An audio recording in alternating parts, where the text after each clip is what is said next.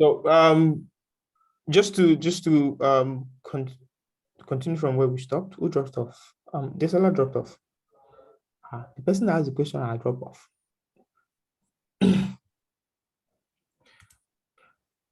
So just to reiterate the question, a scenario where a brand effectively used crisis management. So I'm going to give two examples. One is something that happened in the organization I was working with, or I am working with, and another would be from a major a major brand, or a big brand that exists currently in the world. Now, I work with mentors, and what we offer is a mentorship platform for women in technology. So we had I think last year, we had a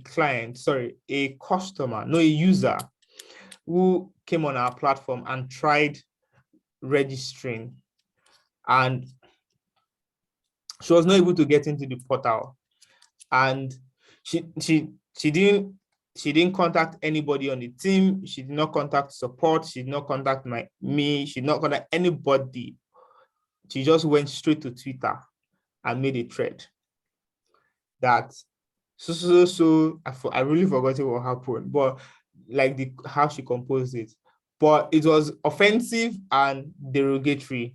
Like it's and we are relatively new, or like that was yeah. We launched in 2020, the last quarter of 2020, and for a feedback to be such a feedback to be coming in the first quarter of 2021 about our service, it was total bad luck. So what I did was I just slid into her Twitter DM and I was like, hello, could you explain the problem? So I just went into her DM. I was like, could you explain the problem and everything? And she explained to me. And do you know, the funny thing is this, that it was her network and the device that she used that did not allow the particular feature that she wanted to use to work for her. And it's a simple communicates with either the communications team, because I communicate with everybody in the community via email. So so my email is like visible to everybody in the whole community. And so far you are on our platform, it means that you have either one or two times interacted with me. You could have used our DM, you could have sent a private email. You didn't do any, you could have even gone to LinkedIn and find us and message us. She didn't do any of that. She just went to Twitter straight up and gave a negative remark and tagged us. And people, the post was already getting interactions. So I went there and I so in such a situation, what I did was to address the situation in a DM. That's firstly and that's why banks and brands will tell you to check your DM, because no matter how emotional you are, or you might be emotional in your Twitter thread when you want to go and tag them, and if they try to respond to you under your chat, you might just be lashing out on them there. But if they take you to your thread, a more comfortable and a more calm place that feels as though you are talking to the person one-on-one with no public interference, they would be able to manage the crisis better. And that's one thing a lot of brands do. They'll take you to their DM. Though some people, when they go to your DM, they're still as shitty as when they're on the Twitter timeline or anywhere on Instagram. So we were able to address the issue. And so what we even did was I set up a meeting with our founders to address the issue personally, like to talk to her and get to understand what happened. I've resolved it, but that particular action made her feel seen, made her feel important, even though we know Ritam. Sorry, okay, this is on recording. I'll remove that part. But yeah, that's one. And And then okay, sometimes they will take down their thread, sometimes they don't, but we've been able to do that. So what happened was what that a particular action got her this year. She turns out she's an ambassador of she's a student of one Kenyan university, and she was the team lead for Google Developers Student Club in her school. So this year, she was the one that reached out to us and was like, I really enjoyed it. I had an amazing experience last year, blah, blah, blah, blah, blah, blah. I would want members of my team and members of my community to also partake in the mentorship program and all of that stuff. We've won an advocate, even though in our heart, we would always remember her as the person that wanted to tear down the building that we were building. But we've won an advocate. We've won an advocate in her, and she talks about us positively now, in light of the experience or in light of the way we handled the situation with her. Now, another example, drop link for waiting. Vicky, drop link. You said we should, wait, I thought you said we should follow a community or... No, you want to follow? Oh, no, don't need to. I can sell my. I thought you were saying. I can sell my company here. Yes, I will drop link. I will drop. Okay, is it Wenters that you were referring to? Yes, it is. Yeah, I think I'm already following you guys. Oh, thank you. Yeah, God is good. Now the second organization is McDonald's. So there was a time someone made a tweet or made a remark about their Big Mac, that it was unhealthy. That tweet gained traction, and McDonald's is a big company. It's a big brand with branches all over the world. She made a remark that McDonald's burgers were unhealthy, that they're not properly prepared and stuff like that. The news carried it. It was all over the place. They started losing customers. What McDonald's did was to write a public letter to her, inviting her to their headquarters to come and see how the McDonald's burger was made. Like a fully funded trip. She didn't pay a dime. Picked her up from her house, took her to their headquarters. I think it even happened in the restaurant that she complained about. So they took her to see how the McDonald's burger was being prepared step by step, from how they get the bun, from how they get the bread. They took her through that whole journey, down to preparing it right in front of her, and they gave her to taste it. That was how they corrected the whole misconception. And definitely all of these things was on record, so that they filmed the experience. They filmed the experience for her. They filmed the experience for her and her comments after. And that was what they used to counter the information or the remark that they made about her. So the easiest way to resolve a crisis is to nip it from the bud, to attend to it when it is in its early stage, or the best way is actually to even prevent it. But there are some prevention cases that there are some things you can't prevent. They do not know that one day someone is going to wake up and say that their burgers are unhealthy. But so definitely they lost customers around that period. But the way they responded also gave them even much more customers. That's another brand. Then there's a I think a hotel, a lifestyle brand. I've actually forgotten the name of this organization. A lifestyle brand that a family came to spend holiday in their house. I think it was Airbnb.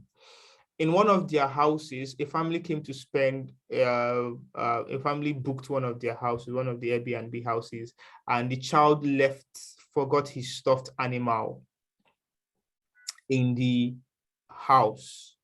And they wrote to Airbnb, the family wrote to Airbnb and was like, hey, our child lost or forgot stuffed animal. So Airbnb's communication, I'm not sure whether it's Airbnb, I'm just giving them free publicity here. But the organization, what they did was, on getting the email, what they did was to sent a response email and told the family that okay, because it was like the child's price doll. You know how picking they like Don Baby. It was very important to the child. So what the parents, or what they advised the parents to do, or what the parents did, was to tell the child that, oh, let's call the name of the doll Smith. That Smith decided to stay back a bit to gain some special treatment. He's going to be coming back after us. Like they just said that Smith stayed back to extend his vacation and everything, that he's coming back and all of that stuff. So normally it's just simple. You will just package the doll, right? You just package the doll and send back to the family, send it back to their address. What they did was this: they took pictures. So they took pictures of the doll relaxing. They created like a whole scenario where the doll was on tan, in the sun, getting tanned. They took the doll to a private suite, took pictures. They took the doll to the massage hall, took pictures. Then they took like pictures of the doll with popcorn and a TV show with the guests of the hotel, with the crew or with the staff of the hotel, in a very laughing and a happy position and everything. And they sent it all as postcards in the box that they sent the doll back to the family. So that's a customer service, but that could have escalated into a crisis in that sense. And their communication was that, oh, thank you for leaving, or something. So they showed the child the pictures, and the child was so emotional, and all of that stuff, and all of this was on video. And I think the family made a remark about it on Twitter, and shared the pictures that the organization shared with them. So these are like 3 different scenarios of how about things that would have gone south was resolved.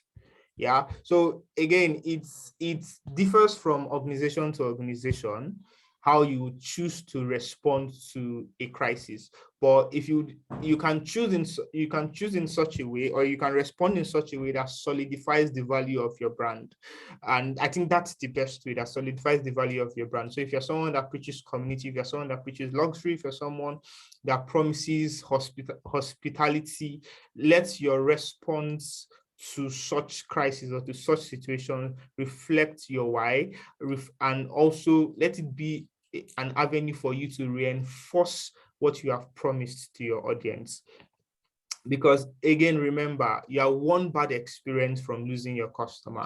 So, and if such bad experiences happen, you should be able to communicate to your customers that you are on it, and use that as an opportunity, just like I said in the slides, that you can either try to quell it down, nobody knows about it, or you can ride on the waves of such a crisis to reinforce your values and to reinforce your what you believe in as an organization. Have I been able to properly answer?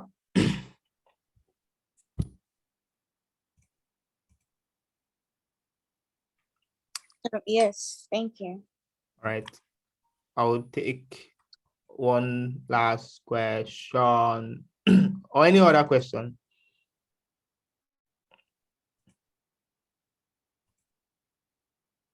Any other question?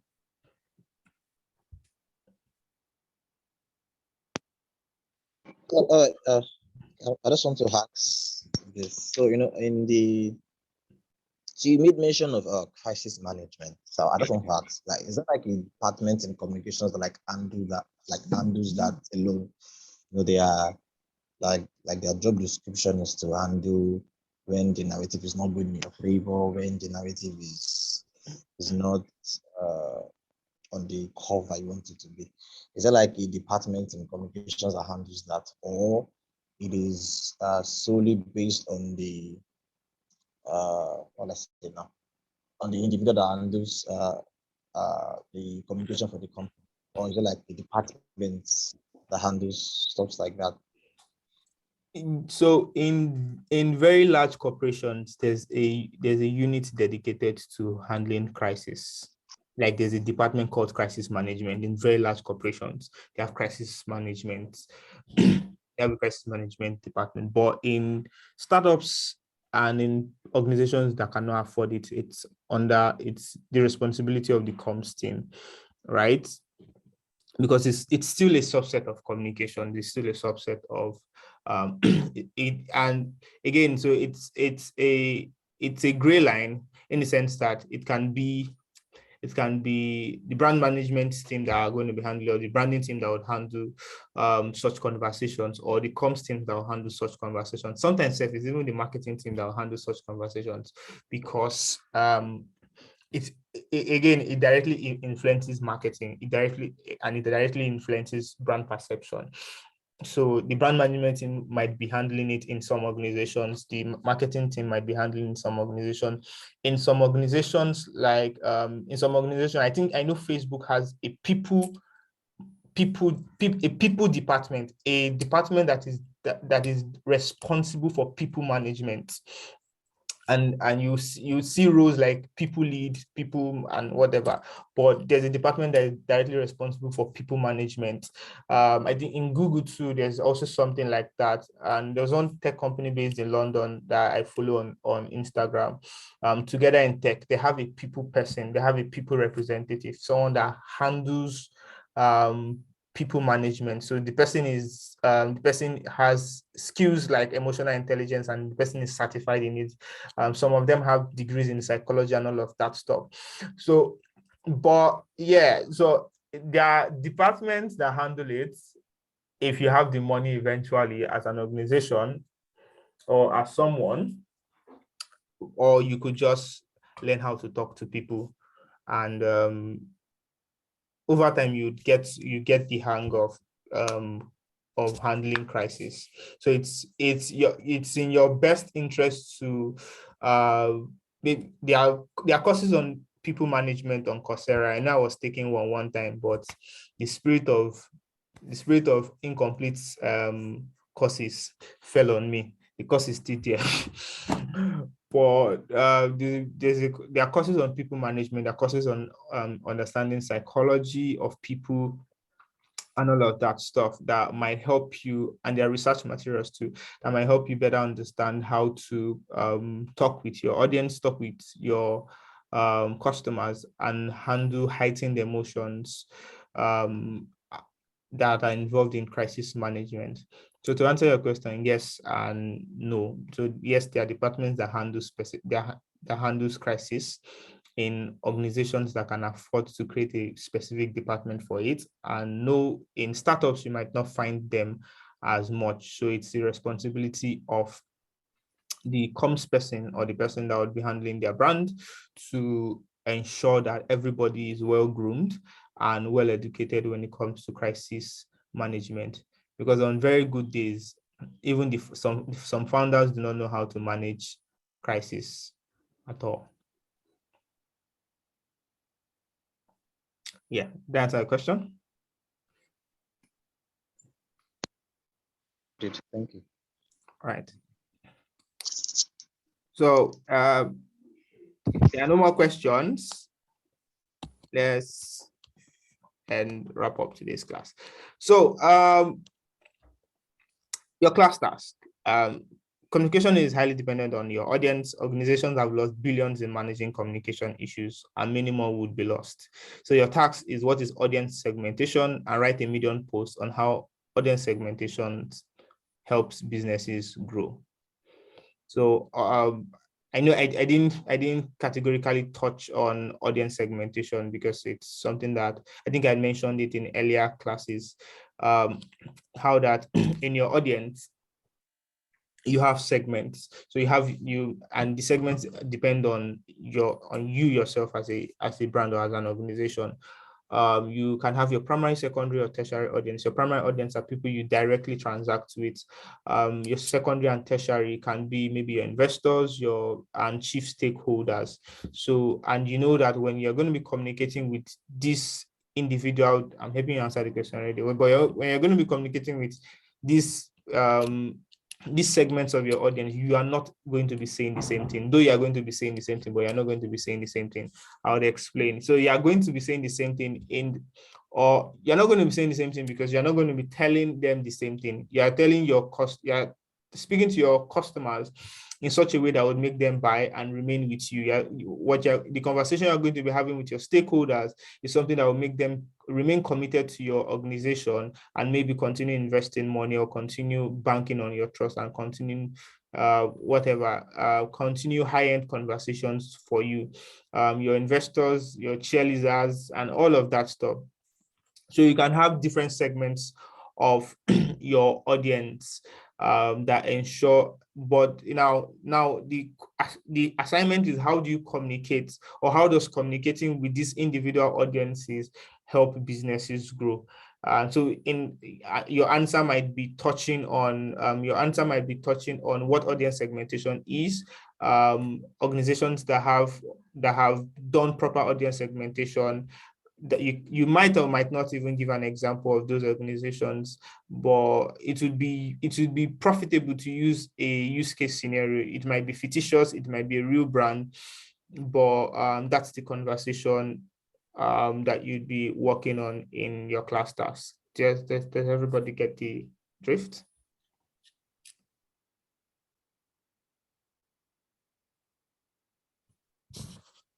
Any question as regards the assignments? Tolu, Yes. is it that it seems like it's 2 tasks that we have for this week? Because like I thought I saw a task from the previous. The continent. There's a task on the previous slide. It's 2 tasks. The other one is just for you to watch brand campaign videos for Samsung and this thing. Sorry, did I say Samsung? View the Samsung Engineers campaign, view the Apple's Buy a Mac campaign, write short reviews on both campaigns. That's all. So it's 2. Yeah. Okay.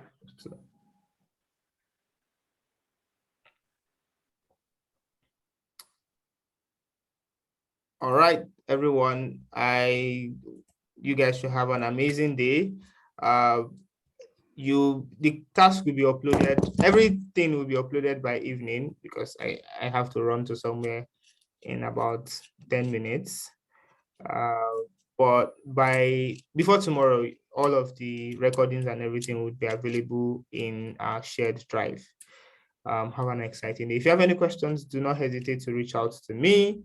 I am readily available to take your questions and to be the best possible person I can be to you and all of that stuff. All right then. Bye guys.